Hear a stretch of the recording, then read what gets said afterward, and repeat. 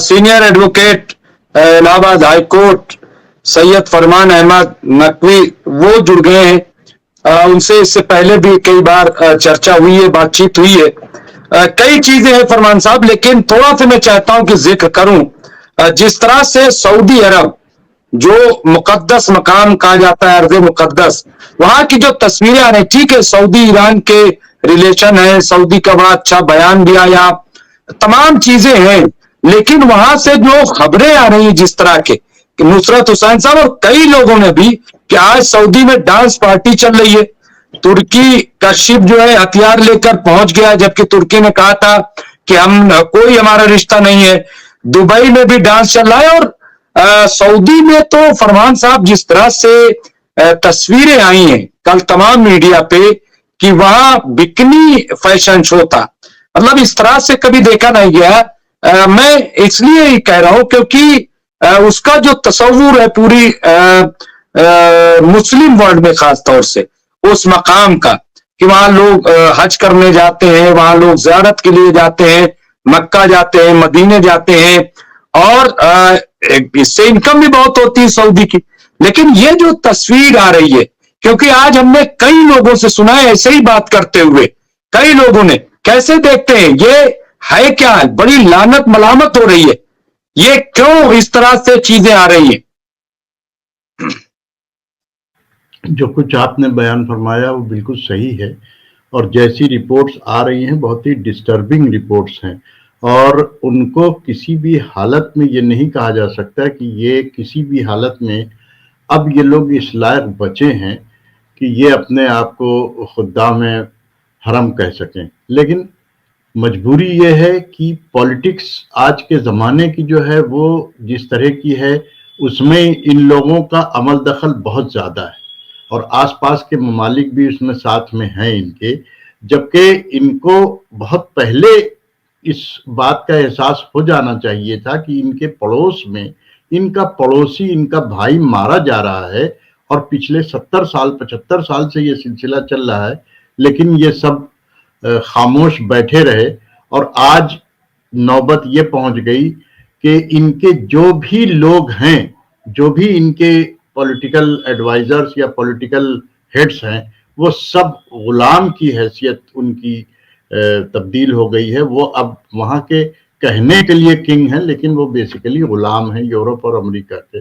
अच्छा, अब दूसरी बात ये कि जो कुछ वहाँ हो रहा है उसके लिए हम लोग सिर्फ यहाँ पे शर्मिंदा ही हो सकते हैं या ये कह सकते हैं कि शर्मिंदगी के मकाम है, उसमें हम लोगों का कोई रोल ही नहीं है, इसलिए कि हमारे कहने से उनके ऊपर कोई, जब वो वहाँ पे काबा और मक्का के रहते हुए जब वो लोग इस बात का इसकी शर्म नहीं है तो मेरे आपके कहने से उनको कहाँ से शर्म आ जाएगी। अच्छा, अब दूसरी बात एक एंगल और निकल के आता है कि ये अभी कल आया कि यूएनओ के बैक स्टेज पे कहीं एलोन मस्क जो है वो ईरानियन एम्बेसडर जो यूएनओ में है उनसे मुलाकात हुई। ये खबर आई न्यूयॉर्क टाइम्स में डाली इसको और उसके ऊपर काफ़ी कुछ अलग अलग पेपर्स ने, अलग अलग अखबारात ने अलग अलग बातें कहीं। जैसा सुनने में आया ये एक मतलब बहरहाल न्यूयॉर्क टाइम्स एक बड़ा ऐसा नहीं, ये खबर तो सही है, ये खबर सही है और कल इस तरह की बात आई, कुछ ने कहा कि बिजनेस के मुतालिक गए, कुछ ने कहा कि ट्रंप का पैगाम लेकर के गए, ये बातें तो आई हैं। जी फरमान साहब। हाँ, लेकिन जैसा मैंने सुना कि जो ईरानियन रेडियो है, रेडियो फरदा, उसने इस बात को इस Iranian foreign ministry spokes person के जरिए के बताए हुए उसके ऊपर उन्होंने अपना बयान जारी किया कि ये बिल्कुल गलत है, ऐसी कोई मुलाकात नहीं हुई।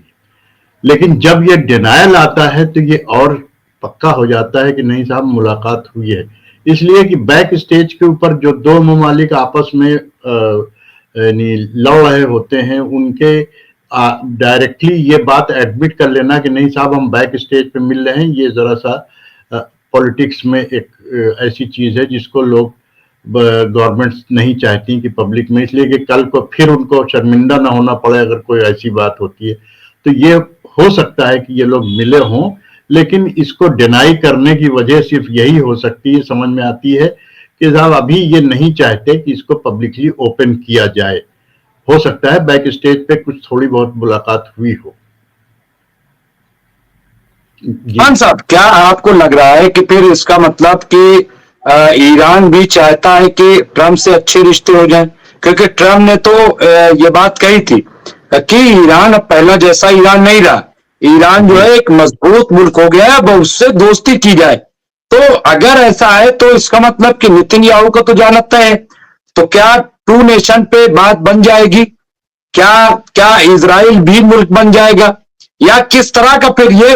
کیونکہ دیکھیں ایران اب فلسطین کو نظر انداز کر کے تو کچھ نہیں کر سکتا. جیسا یہ کہا جا رہا ہے یا جو یہ بات نکل کے آئی ہے، اس میں یہ نہیں کہا جا سکتا کہ یہ بالکل جھوٹ ہے یا پوری طرح سے سچ ہے. لیکن جو آج کل جو ڈپلومیٹک جو چینلز ہوتے ہیں وہ اسی طرح سے فنکشن کرتے ہیں، جس میں کہ وہ ساری بات کھل کر کے کہتے بھی نہیں ہیں اور کچھ نہ کچھ بات چیت ہوتی رہتی ہے. ایسا نہیں ہے جیسے انہوں نے کہا کہ بھائی بزنس کے سلسلے میں ہم نے بات کرنا شروع کیا ہے. تو سوال یہ ہے کہ جب آپ کے ممالک میں تعلقات نہیں ہیں تو بزنس کس بات کا؟ بزنس کا تو سوال ہی نہیں اٹھتا. لیکن بہرحال کوئی ایک کچھ پردے داری کچھ کر کے اس کے بعد بات چیت شروع ہو. پہلے کچھ جو ایک وہ ہے دیوار دونوں کے بیچ میں، اس کی دیوار کو کچھ کم کیا جائے، کچھ پردے داری رکھتے ہوئے اس کے بارے میں بات چیت کی جائے، کچھ کیسے کیا جائے، کیسے سدھار کیا جائے اور کیسے ٹو نیشن تھیوری کے اوپر ایران اور امریکہ دونوں ایک پلیٹ فارم پہ لائے جائیں. یہ تو بیک چینل سے ہی ہو پائے گا، یہ سامنے بیٹھ کر کے بات چیت سے نہیں ہوگا. جیسے پولیٹیکل سرکلز ہیں یہاں پہ اور جس طرح کی سچویشن ہے، اس لیے کہ جو وہاں پہ یہودی لابی ہے، جو اسرائیل کی لابی اپنی ہے امریکہ میں، وہ بہت اسٹرانگ ہے. تو ایسی سچویشن میں ٹرمپ کے لیے یہ بڑا ڈیفیکلٹ کام ہوگا کہ اس یہودی لابی کو اگنور کرتے ہوئے ایران سے اپنے تعلقات کو بحال کر لے ڈائریکٹلی فوراً. اس لیے یہ وقت لگے گا، وقت دقت طلب بھی ہے اور وقت بھی اس میں زیادہ لگے گا. لیکن امید کرنی چاہیے کہ ایسا ہو، اس لیے کہ نہ صرف یہ کہ ایران، امریکہ یا فلسطین، بلکہ دنیا کے خود کے حق میں یہ بات اچھی ہے کہ ان دونوں کے تعلقات اگر ہو جاتے ہیں اچھے تو کوئی اس میں بری بات نہیں ہے اور ہونا چاہیے. ہم لوگوں کو پوری امید رکھنی چاہیے کہ نہیں صاحب تعلقات ان دونوں کے بیچ میں اچھے ہوں گے اور اس سے جو ہے فلسطینیوں کا فیوچر اور اس خطے کا فیوچر، خاص طور سے ایشیا کا فیوچر برائٹ ہوگا. تو فرمان صاحب یہ جو بات سامنے آئی ابھی ہم پوچھ رہے تھے کہ یونس صاحب نے لکھا ہے کہ اسرائیل میں مطلب اب اتنی طاقت نہیں بچی ہے کہ اسرائیل جو اپنے دم پہ لڑ سکے. اور یہ بات ہم لوگ ڈسکشن میں کرتے رہے کہ پوری بھرپور مدد جو ہے امریکہ کی ہے. تو ایسے میں کیا لگ رہا ہے کہ اب اسرائیل یا نتن یاہو اس پوزیشن میں ہے کہ وہ امریکہ اور وہ بھی ڈونلڈ ٹرمپ جیسے شخص کو، پریزیڈنٹ کو روک پائے کہ آپ جو ایسا نہ کیجئے. آپ کیا اب اس پوزیشن میں اسرائیل ہے اور نہیں ہے تو کیا جو آپ کہہ رہے ہیں وہ سچ ہو جائے گا؟ بہت سی چیزیں ہیں اور اس پورے سینیریو میں جو اسرائیل کا رول ہے وہ ہے تو بہت بڑا. اس میں کوئی دو رائے نہیں کہ اسرائیل کا انفلوئنس جس طرح سے امریکن گورنمنٹ پہ ہے اور وہاں پہ جس طرح کی لابیز ہیں، ان میں یہ جو بات آپ کہہ رہے ہیں پاسبلٹی کہ صاحب اسرائیل کوشش کرے گا روکنے کی، لیکن یہ سب باتیں صحیح ہوں گی تبھی جبکہ اسرائیل اس پوزیشن میں ہوگا کہ وہ اپنے آپ کو یعنی طاقت اپنی اسلحوں کی اور ساتھ ہی ساتھ اپنی مورل طاقت اس کے اندر بچی ہوگی، تب تو یہ سب ممکن ہے. اس لیے کہ لابیز بیٹھ کر کے امریکہ سے ان کے لیے لڑائی نہیں لڑ سکتی. وہ امریکہ کی گورنمنٹ کے اوپر دباؤ تو بنا سکتی لیکن وہ ان کے ساتھ لڑ نہیں سکتی. لڑنے کے لیے تو ان کو خود آگے آنا پڑے گا اور لڑنے کے لیے ان کو جو اسلحے یا جو اور میکینزم چاہیے، جو ساری ہیلپ چاہیے، وہ ساری ہیلپس ان کو جو ہے بہت آسانی سے نہیں اویلیبل ہو پائیں گی اگر امریکہ یہ چاہے گا کہ نہیں اب خطے میں امن ہونا چاہیے، ہم کو بھی پروگرس کرنا. اس لیے کہ امریکن اکنامی بھی افیکٹ ہو رہی ہے. ایسا نہیں ہے کہ امریکن اکانومی افیکٹ نہیں ہو رہی ہے، بہت زیادہ افیکٹ ہو رہی ہے. تو ایسے میں ان کا بھی فیوچر اکنامک انٹرسٹ دیکھتے ہوئے یہ بات جو ہے یہ کسی حد تک صحیح ثابت ہو سکتی ہے کہ اگر اسرائیل جو ہے وہ الٹیمیٹلی دباؤ میں آ کر کے جو یہ لوگ چاہ رہے ہیں، اگر ٹرمپ اور ایرانین گورنمنٹ اگر چاہتی ہے ملنا، تو وہ ہو سکتا ہے کہ خاموش ہو جائیں یا کچھ دن کے لیے چپ ہو جائیں، لیکن وہ اپنی ریشہ دوانیوں سے باز تو نہیں آنے والے. لیکن پھر بھی ہم لوگ امید کرتے ہیں کہ چلیے صاحب وہ کچھ نہ کچھ ایسا ہوگا کہ جس سے دنیا میں امن قائم ہو. لیکن دیوناتھ صاحب اس میں آ گئے ہیں، ہم لوگ ان کا پھر سے ویلکم کرتے ہیں اور آپ ان کو شامل کیجئے فی الحال. تو خیر فرمان صاحب میں آپ کے پاس آؤں گا. جس طرح سے ہم دیکھ رہے ہیں کہ حزب اللہ اٹیک کر رہا ہے، جو ہم نے بات کی تھی کیپٹن صاحب سے، کتنا بڑا مطلب، کیا آپ کو لگ رہا ہے کہ اب اسرائیل تھک گیا ہے؟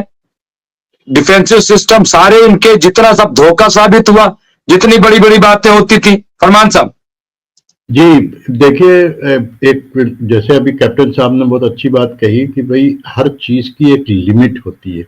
لڑائی کا بھی ان کا جو جذبہ ہے، جذبہ اپنی جگہ برقرار رہے یا رہے گا وہ کہ نہیں رہے گا یہ الگ بات ہے، لیکن اس جذبے کو عملی جامہ پہنانے کے لیے جو چیزیں چاہیے، اسلحہ، جو میکینزم ہے، جو سپورٹ سسٹم ہے، وہ سپورٹ سسٹم ان کا اگر سروائیو کر رہا ہے تب تو یہ لڑ پائیں گے. ادروائز ان کو کمپرومائز تو کرنا ہی کرنا پڑے گا. اور ساتھ ہی ساتھ جیسے ابھی دیوناتھ صاحب نے ایک اور بات اچھی کہی کہ ٹرمپ جو ہے وہ خود ایک بزنس مین ہے. اس بزنس مین کو یہ پتا ہے کہ ہم کب تک اپنے بزنس کے اگینسٹ جا کر کے کوئی چیز کسی آؤٹ سائڈ کسی انٹرسٹ کو، ہم اپنے آؤٹ سائڈ انٹرسٹ کو ہم پروٹیکٹ کریں جس سے ہمارا بزنس انٹرسٹ جو ہے وہ ڈسٹرائے ہو جائے. کوئی بھی بزنس مین ایسا نہیں کرے گا. اور ٹرمپ ایک بہت ہی شروڈ پولیٹیشین ہے. ان کو پتا ہے کہ ہم کو کیسے اس پورے سسٹم کو چلانا ہے. تو ایسی سچویشن میں یہ بات کسی حد تک صحیح ہے کہ دیکھیے جو اکنامکس کا ایک فارمولا ہے کہ economic interest is the root cause of all types of subordinations. وہی یہاں پر بھی ہے. اگر اکنامک انٹرسٹ آپ اپنے ڈسٹرائے کر دیں گے تو ultimately you will be a subordinate to Arab countries. اور یہ کبھی بھی نہ اسرائیل چاہے گا نہ امریکہ چاہے گا. اس لیے کہ جن لوگوں نے ان کو خود سبارڈینیٹ بنا رکھا ہو، یہ ان کے سبارڈینیٹ ہو کر کے تو وہاں رہ نہیں سکتے. اور اکنامک انٹرسٹ ان کو ہر حال میں پروٹیکٹ کرنا ہے اپنا. اور اس اکنامک انٹرسٹ کو پروٹیکٹ کرنے کے لیے چاہے وقتی طور سے، چاہے دنیا کو دکھاوا کرنے کے لیے ان کو سمجھوتا کرنا پڑے، ان کو سمجھوتا کرنا پڑے گا. اور اگر یہ سمجھوتا نہیں کریں گے تو پھر یہ بربادی کی طرف اپنا قدم خود لے جا رہے ہیں. خودکشی کرنے کے لیے خود اپنی کوشش کر رہے ہیں. تو اس کے لیے کوئی ان کو نہیں سمجھا سکتا. ہم لوگ تو یہاں بیٹھ کر کے جس طرح سے بات چیت کر رہے ہیں، ہم لوگ تو اسی انٹرسٹ میں بات کر رہے ہیں کہ بھائی جو سب سے بڑی تو یہ کہ وہ فلسطین کی قوم جو ہے، اس قوم کے بچے، آنے والی نسلیں بچ جائیں اور ان کو کسی بھی طرح سے وہ نقصان نہ ہو. اب فیوچر میں جو بھی 44-45 ہزار لوگ مر چکے، 1.5 لاکھ کے آس پاس لوگ انجرڈ ہیں جن کے ہاسپٹل میں علاج چل رہے ہیں. ابھی کل ایک رپورٹ میں دیکھ رہا تھا الجزیرہ پہ جس میں یہ بتایا گیا کہ ہاسپٹل میں اٹیک کیا جاتا ہے اور وہاں پہ جا کر کے جو کمپیوٹر ہیں یا جو اور اپریٹس ہیں ان کو ان کے فوجی توڑ رہے ہیں، ان کو ڈسٹرائے کر رہے ہیں. ڈائلیسس سسٹم کو انہوں نے ڈسٹرائے کیا ہے. وہاں پہ جو مریض پڑا ہوا ہے بیڈ کے اوپر، اس کا ڈائلیسس سسٹم جو اگر لگا ہوا ہے تو وہ چھینے لے رہے ہیں، وہ توڑے دے رہے ہیں. تو یہ جو دن دیکھنے کو ہم لوگوں کو مل رہے ہیں تو ہم کو تو افسوس ہوتا ہے، ہم کو بڑا تکلیف ہوتی ہے. یا ہر آدمی کو جو انسانیت پسند آدمی ہے اس کو تکلیف ہوگی کہ صاحب آپ اس طرح کے حالات ہو رہے ہیں اور آپ ان حالات میں آپ جو ہے خاموش بیٹھے ہوئے ہیں. جو آس پاس اڑوس پڑوس کے ممالک ہیں ان کی اپنی راجنیت، اپنی پالیٹکس، اپنے انٹرسٹ जो सोशल और इकोनॉमिक इंटरेस्ट हैं उनको वो बढ़ावा देने में लगे हुए हैं, बजाय इसके कि उन गरीब लोगों की फिक्र करें जिसके लिए आप, अगर ये बात इनके अंदर नहीं पैदा हो पा रही है तो वो तो एक बहुत ही खराब माहौल है। खैर, उसके ऊपर तो बात सब दुनिया भर में हो रही है, उसकी बात करने से कोई मतलब नहीं, इसलिए कि उन लोगों को अगर इतनी ही शर्म होती तो ये दिन क्यों देखने पड़ते।